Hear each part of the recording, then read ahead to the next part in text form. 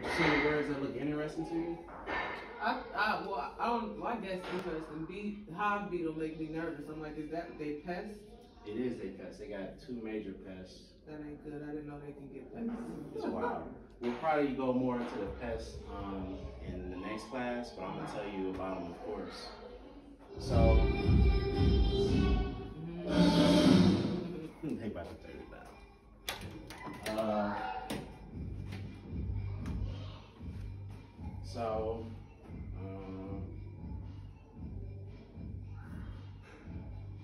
just come up and ring the doorbell under STEM Kids.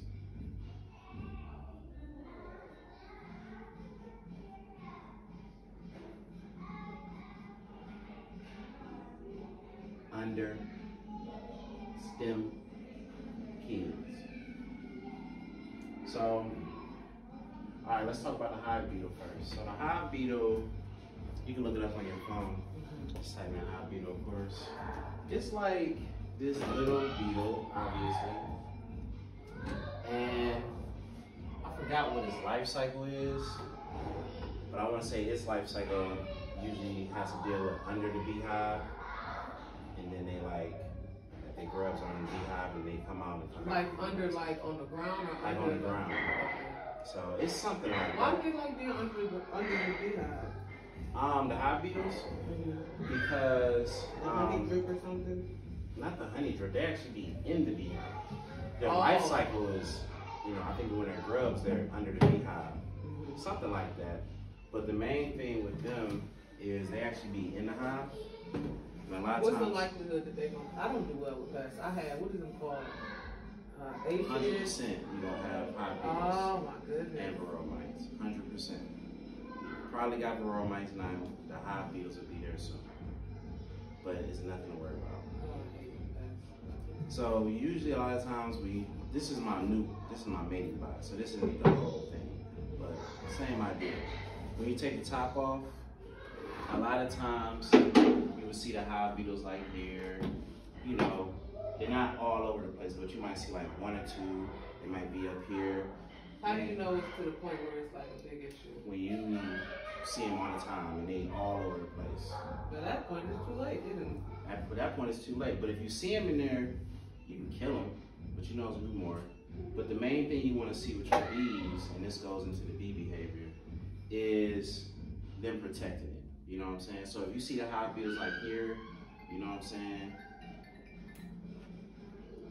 Or if you see them like up here, like in a corner, you know what I'm saying? Or even when you pull out the frame, you know what I'm saying? You might see them in a corner. But you don't want to see them in the middle. You don't want to see them in the middle, because that signals a problem. You know what I'm saying? Because you want to see them kind of on the periphery, because the bees know they're there. The bees sometimes can bite them, but they obviously are protected. They have like a shell. What's the one that you say we probably have right now? Varroa mite. So that's what I was about to transition to. The hive beetle, not really much to worry about. There are things you can do. I want to say they have like hive beetle traps. And there are things you can do to kind of mitigate that. But for the most part, it wasn't a problem for me last year. Now, this motherfucker right there though, The mites. them is a problem. So with the mites, and right here I'm just drawing a honeycomb, right? Oh, they be in the comb? Yep. So let's go back to bee behavior. Brood. Brood's over here somewhere. The brood, right? You know what brood is? Okay, so brood is the larva, the little maggot in there. You know what I'm saying? The bee? Yeah, it's a bee. And they live in here. You know what I'm saying? You'll see a worm, a big worm. The bigger they get, the more they like curl up inside of there before they cap it. What the hive beetle does, I mean not the hive beetle, what the varroa mite does is it's already in there. So it attaches to the bug and it sucks the lifeblood out of it. And even when they come out and grow up, they usually are on the underside of the bee. But sometimes you see them on the top. And what they look like is just like a little brown pellet. bees back. And they're really small. So you don't just open the hive and see them, you know what I'm saying? Because when you pull out, it's a bunch of bees on here. So they came with the bees? They're gonna come with the bees. And even if you had some bees that didn't have them, they'll catch them when they go to different flowers. So there's really nothing you can avoid. But a lot of times you can see them when you're like this close up on the frame, and you can see them on the back of the bees doing their thing. So with the varroa mite, which I'm going to suggest to you this first year, and obviously we'll talk about it more tomorrow, next week, but you're going to get something called formic strips, and they have formic acid in it. But formic acid appears whatever, blah, blah, blah. You know, still keep your stuff all natural. But I think it's good to do the first year just so that you can get through the first year. And where you put them in? You put them in between the brood boxes. So the brood boxes, you got one brood box now. When you get that second brood box, it'll go in between there. So you talking about that big box? The big box you got. You know what I'm saying? When you get your second one, it'll go on in between there. You do it like twice a year. It's 2 strips. You leave them on there for like 7 to 10 days, something like that. And it like deter the It kills most of them. So it's a little pad, and all the bees will eventually walk on the pad, and they'll track it all around the hive. You know, and when they, you know, clean it out, like after the baby's born, they get cleaned out, they'll be tracking it everywhere, and it'll kill the mites pretty good. You know what I'm saying? And it's also it's a mite test too. And what you do with the mite test, and we'll talk about more next week, just more like beekeeping stuff, like what we do as people to maintain it. But you know, it's a little test with alcohol, and you're gonna kill about 100 bees or so, which I really hate killing bees. Why you gotta do it? Well, because the mites are attached to them. So if you want to see how many mites you got, you kill the bees and look at the bees? Yeah, basically the alcohol makes the mites detach from the bees. And you'll kill about 100 bees, shake it up, and it's a little screen in there. The bees will be on top of the screen, but the mites will fall to the bottom. And you can count and see how many mites you got, and it'll give you a roundabout what you got in your hive. How many bees do you think I got in there now? Right now? Well, hopefully if everything's going well, she probably started laying. So you probably started off with somewhere around 3,000, 4,000 bees. You probably got about 1,500 bees right now. So you've been losing population just because ain't no bees been born to replace them. So what's happened to where the bees go? It's just dying. It's natural. But your population will start going up. They inside the beehive? The dead bees? No, they're on the outside. Perfect. Let's talk about bee behavior.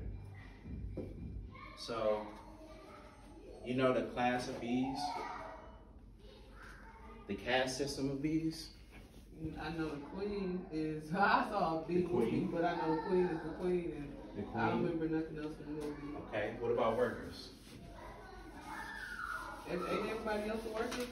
Nope. You got 3.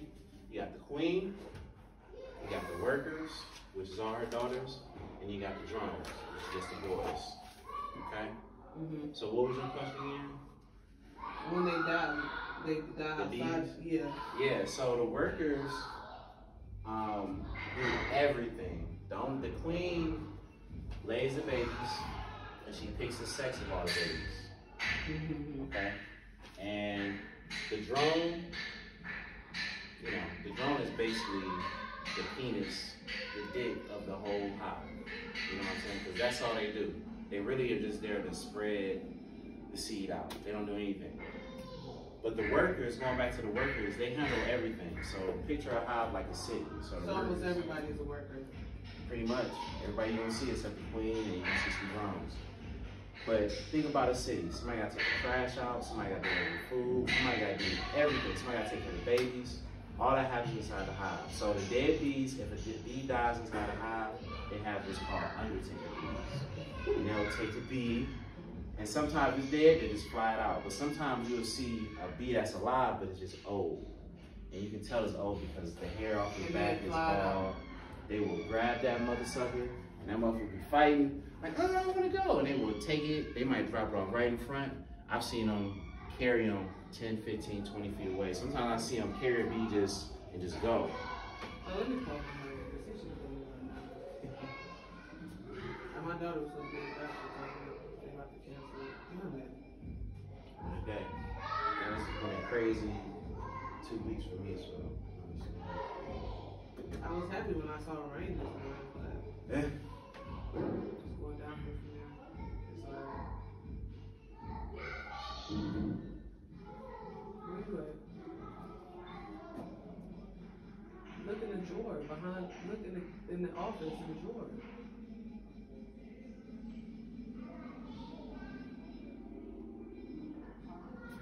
No, if you sitting at my office desk, you should have called me. If you sit at my office desk and you turn around that gray drawer, I think it's the second drawer. Look through that drawer where the mask and stuff is. Yeah, if you sitting at my desk, then you turn around, it's that gray plastic shelf, that second drawer.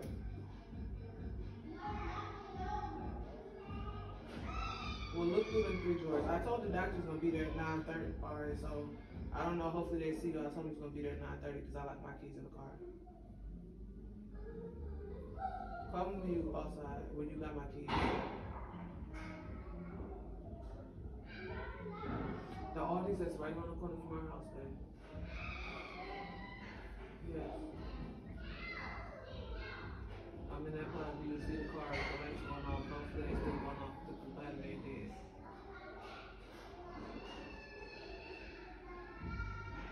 Hello? Call me when you're outside. It's all good. So, okay. What was your question? We was undertakers. We was just talking about worker bees. So they do everything. So this is go under bee behavior. A worker bee, alright, life of a regular worker bee. The first job that they do is eating themselves out of their comb. Excuse my language, but you know, they cover it up. When they get the larvae go to a bee inside the comb, and then the food that's around them is what they eat. It's called cat brood. So cat brood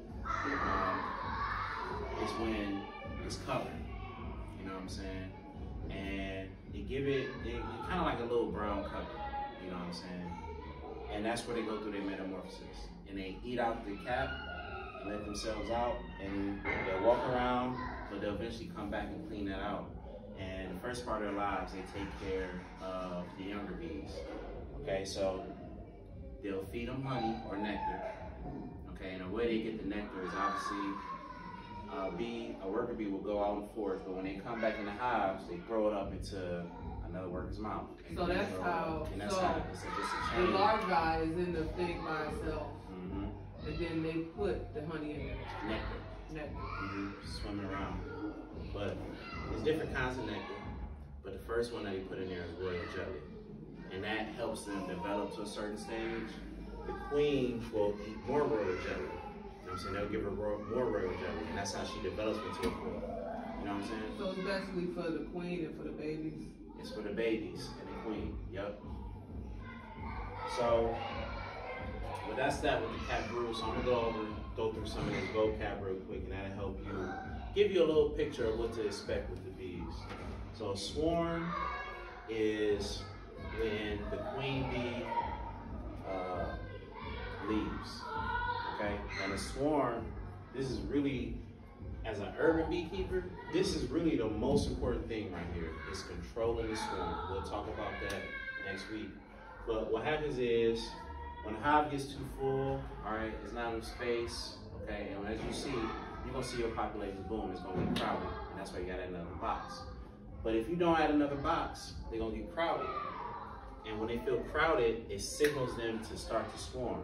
So what'll happen is the worker bees will make bigger cells, a couple bigger cells, to put a queen bee in there, because she's bigger than everybody. So the larvae gonna keep getting fed royal jelly, it's gonna get bigger, and it looks like a peanut. Once they close that off, the queen bee will take half of her daughters with her and leave the hive and go make a new hive, while half the other workers there will raise the new queen. The new queen goes out, mates, comes back. How long do the and now you queen got bee two live? hives. 3 to 5 years.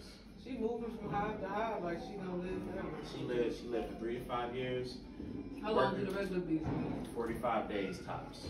Usually less because they end up dying before that. You know, something's gonna eat them. I might kill them. You know what I'm saying? But foraging is like the last thing they do is when they go out. But I can tell you in a second. But yeah, the swarm is just basically how bees, you know, multiply. You know. So where do the big honeybees come from? Because these aren't honeybees. You have honeybees. The big bees you see are called bumblebees. Oh, bumblebees. Yeah. So do you know how many bee species there are? No, it's probably a lot. It's a lot. It's a lot of different bee species. We just got one species, the honeybee, obviously. Not all bees are like honeybees. Only bees that make honey is honeybees. You know what I'm saying? Most bees are solitary. So a lot of times. So the bumblebees live by themselves? No, bumblebees live in colonies, but they live in smaller colonies. So our bees can get up to, you know, if we let them, you can get 100,000 some bees. And Keep stacking boxes? Keep stacking boxes. Like if I would have just kept stacking boxes this year, I would have about 100,000 bees. So today, those are our class at the side. Me and Shirley were already kind of getting going, but you guys are kind of still in the beginning. We try to finish up by 10 o'clock. So next 20 minutes, I want to be done. This part? Yeah, this part. And then it's still going to be raining, so we're not going to, y'all not going to visit the hives. But if you're available later, we need to go into your hives because it's been 10 days. So first thing we talked about was the swarm. All right, and we're going to go through. But the swarm is when the queen takes half of her children and leaves to make a new hive. And then the rest of her children that were left there, and I'm gonna send you guys a link with all the vocab words and stuff. Oh, I got this. The rest of her children stay here and make the new queen. The new queen goes out and mates, and now you got 2 hives. It's a natural thing that bees want to do. Like I was telling Shirley, as an urban beekeeper, the most important thing you want to do is not have a swarm. I had 2 swarms like last week. Wild, crazy. It was good because of my experience. It was good because the bees were like eye level, low, so I was able to go and retrieve them. You know what I'm saying? But it's something I tried to prevent because I bought these boxes before to, like, you know, make them split, which is basically like the man-made way to help them swarm so that they don't go land on somebody's porch. You know what I'm saying? Because when they swarm, they can go anywhere. And if they want to go on somebody's porch, they want to go on somebody's chimney, They're going to do that. They're going to do that. So I was lucky that they was like eye level and reachable and not in somebody's personal space. Wow. So what's the indicator, like, oh, let me get ready about the swarm? Like, what's the indicator? First thing you want to pay attention to is, like I told you, the population. If they are too thick, you know what I'm saying? It's like a real busy city like New York City. Imagine New York City had double the population. People living on top of each other, people want to move. So that's really the first thing you want to keep an eye on. So if the population in your hive is expanded. So like this is a mating box, but you know the regular box is a little wider. Right. So if you see like, okay, I got 8 frames, right? These are frames. Right. There you go, right there. If I got 8 frames, right, and 7 and 6 of my frames are like full with brood or honey or whatever, and they're working on the other 2 or 3, add another box. Don't wait till it's full to add a box. You want to catch them, stay ahead of them. Don't wait till all the frames are full. Yeah, don't wait till you be like, okay, I got bees everywhere, is babies being born everywhere. Don't wait. You know what I'm saying? Take advantage of it early. We'll talk about that more in the next class. And you just take the whole frame and move it to another box. You just put another box on top. So they have more space. Okay. So I have a question. All right. So say you're doing this for a while and you got like 10 boxes. You like, I'm done. I don't want, like, That's a long year for one. It takes them about a month to make a new box. So say you've been doing this for 5, how long you been doing this? Like 5 years? More? 1 year. Huh? 1 year. Oh, what? Okay, so But, say you, after 5 years, you like what you gonna do? 'Cause some people have boxes this high, but see, these are mating nukes. And we'll talk about this more with the bee business and the beekeeping. But I bought these so that I could split them off. You know what I'm saying? So that the population isn't too high. I don't have to keep stacking boxes. So that way I can go from 1 beehive to 3, 4, 5, because you can make a whole bunch out of just one beehive. But don't eventually you have too many? Like, what if you got like 10? What you gonna do after So that? what you want to do is either sell the bees, oh, yeah, or like we'll get into it, you cut the queen cups, or you cut where they're, you just stop the process. Because what they'll do, they'll try to start the process of making a new queen for the old queen bee. So you cut the cups, you stay ahead and give them space for the population. How do you know which one is the queen? The queen cups, she the biggest one, but the queen cups is when the queen is a baby. So a normal, this is a honeycomb,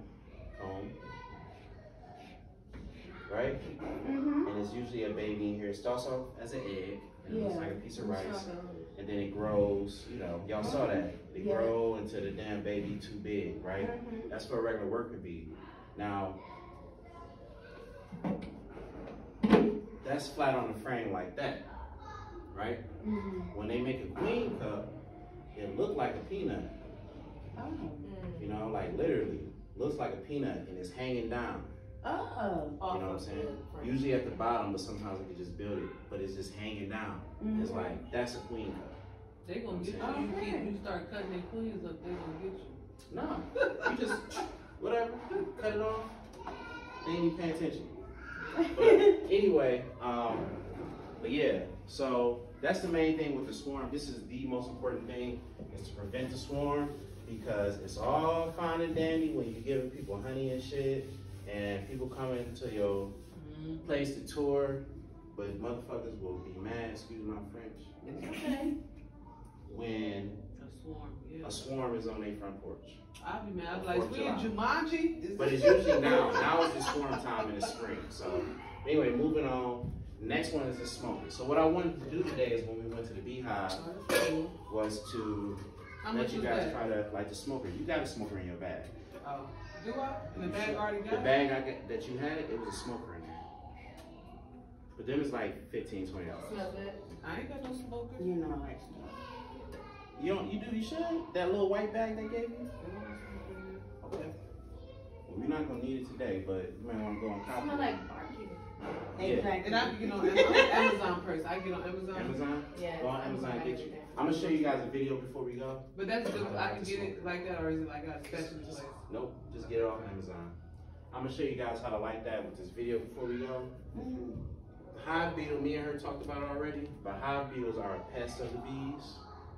They're one of the lower pests that you don't have to worry too much about. But most of the time, with the hive beetles, I keep mine in there. I don't do anything to get rid of the hive beetles. I put this right here so man can see. So the smoker is to calm them down? Yeah, it's to confuse them because they use pheromones. There you go. They use pheromones to communicate. So, yep. So with the hive beetles, they're little, small beetles, pretty small. And a lot of times I see them here in the crevices and the cracks. Or when I take the top off, they'll be in a corner. But most of the time, they're not really doing too much. It's just when you start to see a hive population. So every time you go in a hive, you might see 5 beetles tops. That's as much as you want to see. Like, you don't want to see too many. You just see them on the periphery. Now, if you start seeing them in the middle of your frame, then you want to start paying more attention. But again, we're going to talk more about the pests and prevention. Next class, royal jelly. We talked about that, right? A little bit. We didn't really It's go just into it. a special nectar the bees make. They give it to all the bees at first, but they give it to the queen longer.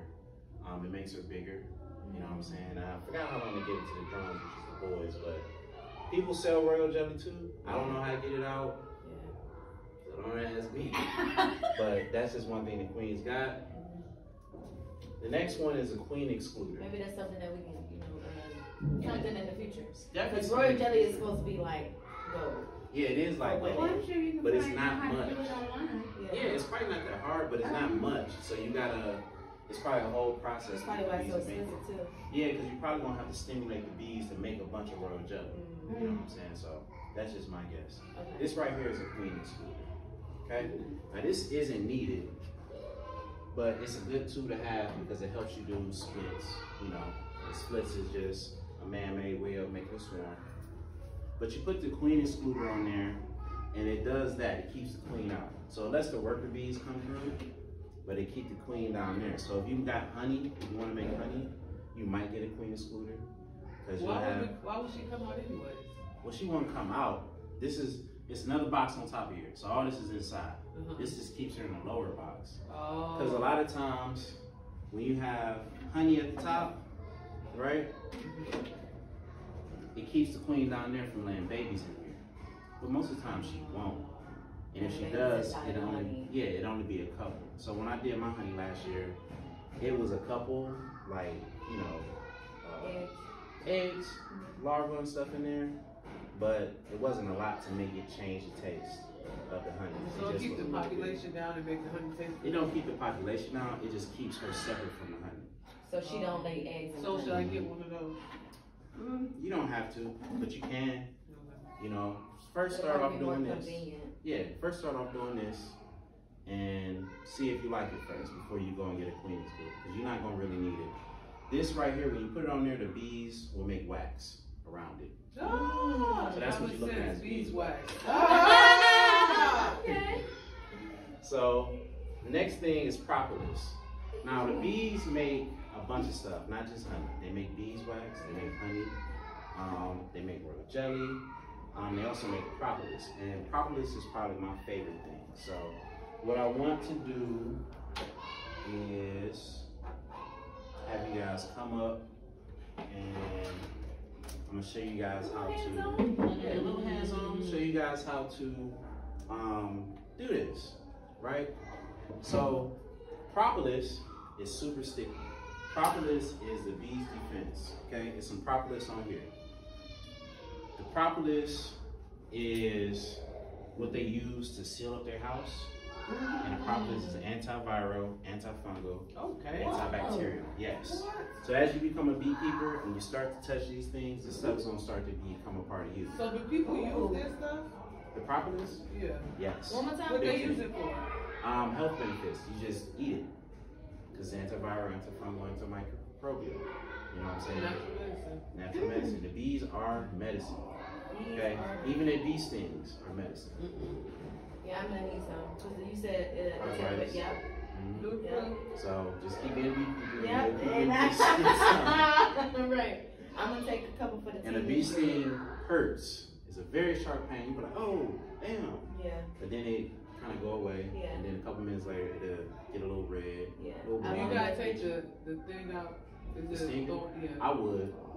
But most of the time, you can just pull it out. Yeah, and or you can do that, or cigarette, the tobacco in the cigarette will take it out. If you just like undo it on it, it'll take it out. So this is called a hive tube. And when you come to a beehive, you never want to come to the front because you're flying off. You know what I'm saying? That's their flight pattern. And that's usually where their beard, right? Yeah, that's where they would beard at. So you just want to get the hive tube in there and kind of pry it off. All right, because it's going to be real sticky. It'll go, be a bunch of bees all over the place. Set that to the side up because you don't want to kill them. And when you come in here, when you watch mall grinders on YouTube, they just bare hands and everything. But they be slamming it. They be very tough. You know what I'm saying? You don't gotta be like that. You know, I try to be very gentle. The bees be all over. You just kind of scoot them out the way. You know, hand or just that. And you want to go in on the side and get it down there. It's hard. But just want to kind of lift like that. Or you can even go like that. So what are the reasons that we're open? To harvest and to check them? To harvest? Yeah, so picture the bees as, here you go, Jade. Just, try to... Pry it open? Yeah, just pry it open. You know. It's going to be easy because no sticky stuff there. But what were you saying, Shirley? So we're we open it up to You harvest open it and to so check picture it. the bees, even though it's 100,000 bees, picture them as one creature. But also see them as individuals. So picture as one creature. Right? We go on and check and help. Can you pull it out like that? Or do you have to, okay. Like you can do like that, you know. It's just whatever you comfortable with. Yeah, it's just a little tight on the side, so yeah. Especially if it's honey in there. Yeah, right. propolis and stuff. So but yeah, you're going to check the bee health, you know what I'm saying? And we'll talk about that more with the beekeeping class, but that's the main part of doing a bee inspection. You want to check the bee health of the hive. Now you said, which side is the front then? The front is right here with the landing board. Okay. So you want to come in from, don't come through the front. I want to come through. Yep, because they're flying off here. It's like an airport. Okay, gotcha. So you want to come through the back. And pry from Yep, here. pry from there. Pry from here. Yep. And then when you pulling these Shut out. it down. Don't kill the bees. Yep. Not like that. You want to come up top. Okay. Or you can kind of go like this and try to pull it like that from the side. Okay. Because remember, it's going to be more frames in here. Right. Right. So. Okay. Yep. Shirley, take a. And what do you like, as the honey, do you take, like, replace the frames as the honey? I'm gonna tell you about the honey extraction process. I'll probably tell you that in the next one. Why is there so much room at the bottom? Yeah, but it's a little process. It's not too bad of a process, but it's pretty cool. So propolis is the real healthy sticky stuff. You can sell that too. They make things where you can harvest it.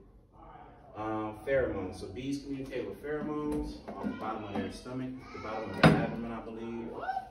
We use the smoker to confuse them and to calm them down, allegedly calm them down. I don't know if they calm, but it keeps them from ganging up on you. You know what I'm saying? Oh, so anytime you open it up, you should be smoking. You should always have a smoker ready. You don't always have to use it. So sometimes, I'll come into my beehive, right? And I can already tell that they're gonna be calm. Sometimes. Just watching their behavior. They just moving slower and stuff? Not slower, they just busy, minding their business. How you know when they not focused? Well, a lot of times with bee behavior, they'll come and butt you. You know what I'm saying? They'll come up to your head, one or two, buzz you by, you know what I'm saying? That's how you know they might be a little on edge. What will put them on edge? Like if you try to go out there right now, a day like today, it's a horrible day. Rainy day, okay. Yeah, so try not to go out on rainy days. Look, try not to go out on rainy days. I'm still on the they'll butt you. It don't hurt. It just feel like they just headbutt you. That's just, not cool. You know, it ain't nothing. I mean, when you think about it, you know, when they into be around food or stuff, or like something like, you know, bees will come out like, whoa, whoa, whoa. Yeah. So now you know they warning you. So they'll headbutt you. You know what I'm saying? But if it's a good day, they're probably gonna be calm. And I'll just open them up, take a look. You know what I'm saying? And I'll try to get in here without the smoker unless I think they're aggressive. Or if I know I gotta go in there on a cloudy day, I'll just smoke them. But a lot of times what people do is, you guys wanna do this, they'll, boom, crack it, because it's hard. Once they get it cracked, open, smoke, keep it closed for a second, let the smoke get in there, and then pull it off, right? But if they're here, you know what I'm saying, I just go through, check them, and then when they start butting me, or I can hear them get more aggressive, sometimes you'll just see a bee just walking, and then they just fly right into your face. And that's how you know, like, okay. Smoke them again. I might smoke them, but if it's just one or two bees. But say you already smoked them, and you said they still acting like that, what you about to do, walk away or smoke I'll probably walk away unless I have to go in there. But most of the time, I let the bees tell me what's up. So if they're a little aggressive, smoke them, keep them smoked. If they super aggressive, like, you got it, bro. Yeah, now if they super aggressive, we on a part of, okay, do we need to kill these bees? Because remember, we are urban beekeepers, so there are gonna be people walking by, especially you and me. But you don't think maybe it's just that day? Like if you see them consistently, consistently. But if it's consistently, they super aggressive. And like what if would you make in it the like garden, that? Genetics. If you go into the hive every other day, that's gonna make them really. You know what I'm saying? But once they get aggressive, they not always, because my bees, my one hive, my hood honey hive, grew to be more aggressive, but not majorly aggressive. It's just they were more stressed. You know what I'm saying? Because I want to say that their queen wasn't as strong as my other queen, maybe, but they grew to be a little bit more aggressive, but not so aggressive where people come into the garden and getting stung, or people walking by and getting stung, or getting buzzed. You know what I'm saying? Not that aggressive. But yeah, use a smoker for the pheromones. It helps us out. Now, the hive you got, Shirley, and the hive that I have and that you see most people with, it's called a Langstroth hive.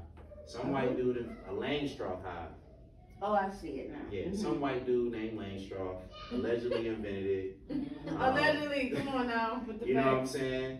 From studying the bees and their behavior and, you know, blah, blah, blah. This is called a top bar hive, but sometimes called a Kenyan top bar hive.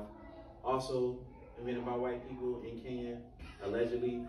In Kenya? Allegedly. In Africa? Yeah. You know, Kenya was colonized by the white people invented it in Africa. Allegedly. Yeah. You know, I'm a wild boy, don't mind me. No, I think that's interesting that we in Africa and the white people yeah.